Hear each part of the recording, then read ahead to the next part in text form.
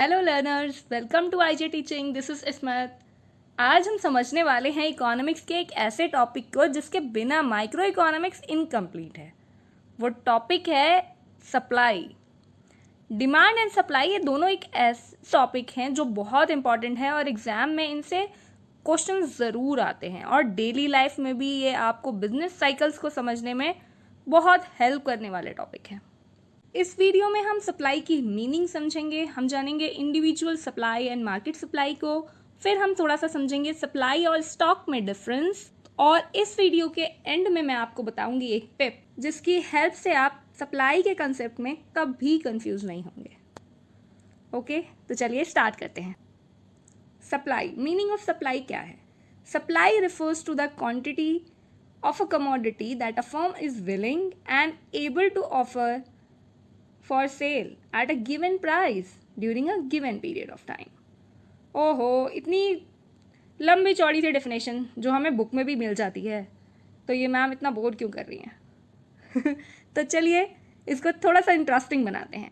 इस डेफिनेशन में कुछ एलिमेंट्स हैं जिनको मैंने अलग करके रखा है, इन पे गौर करना आपको बहुत ज़रूरी है। वो एलिमेंट्स हैं, फर्स्ट, सप्लाई में क्वांटिटी ऑफ द कमोडिटी बहुत इंपॉर्टेंट है। जैसे कि हमने डिमांड के डेफिनेशन में 4 एलिमेंट करे थे और 4 एलिमेंट से उनको समझा था, उसी तरह से हम इसको भी एलिमेंट वाइज ही समझेंगे, तो इसकी डेफिनेशन बहुत ईजी हो जाएगी आपको समझना। इन 4 एलिमेंट को हम समझते हैं एग्जाम्पल के थ्रू। ये 4 एलिमेंट कौन कौन से एक बार रीड कर लेते हैं। फर्स्ट है quantity of the commodity, second willingness to sell, third price of the commodity and fourth period of time.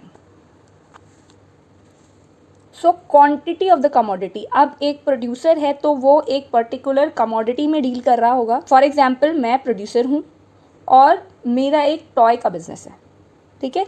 तो जो टॉयज़ हैं वो मेरे लिए कमोडिटी है और वो कमोडिटी एक क्वांटिटी में होगी। फॉर एग्जांपल मेरे पास अगर 100 नंबर ऑफ टॉयज़ हैं, 100 यूनिट ऑफ टॉयज़ हैं, तो वो 100 यूनिट ऑफ टॉयज़ मेरी एक क्वांटिटी है। अब ये मेरी मर्जी है कि मैं इस 100 यूनिट ऑफ टॉय को सेल करना चाहती हूँ या नहीं। तो यहाँ पर क्या आता है? Willingness to sell. अब फॉर एग्जांपल मैं इसमें से 50 यूनिट ऑफ टॉयज़ ही सेल करना चाहती हूँ, तो विलिंगनेस टू सेल कितना हुआ? सप्लाई कितनी हुई मेरी? 50।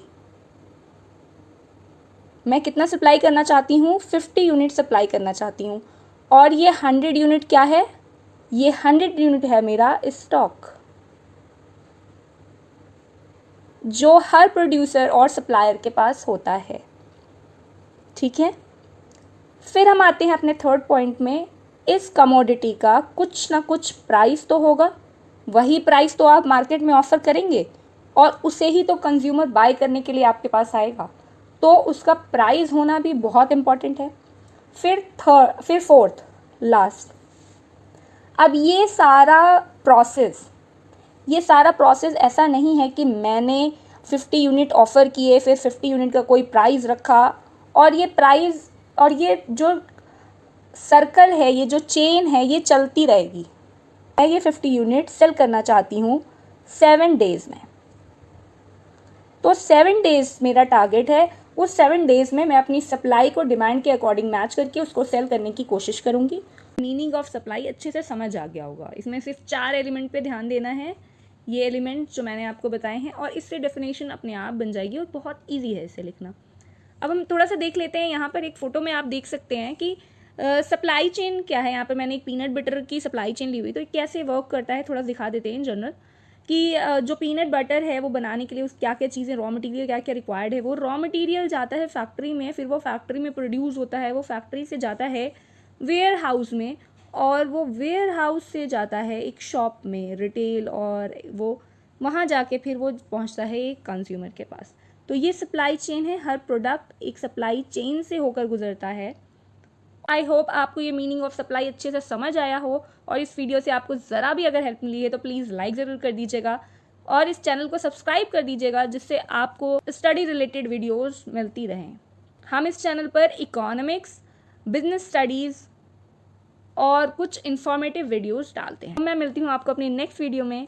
तब तक के लिए be your own constant. Bye bye.